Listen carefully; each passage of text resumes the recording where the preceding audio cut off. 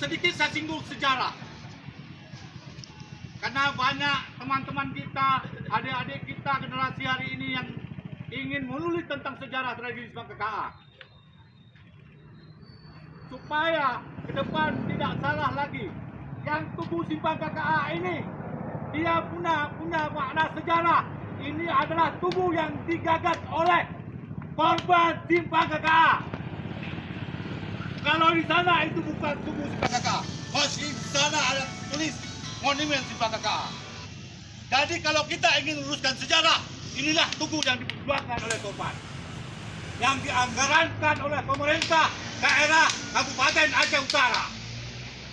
Di sini bapak-bapak, ibu-ibu, tertulis nama korban 21 orang yang sudah ada kontak dengan kita silaturahmi dengan keluarga korban, ahli waris mereka. Mungkin bisa bertambah. Kenapa? Karena kita tidak tahu apakah ada yang lain yang belum ada nama di sini yang menjadi korban. Baiklah, untuk mempersingkat waktu, saya akan membaca surat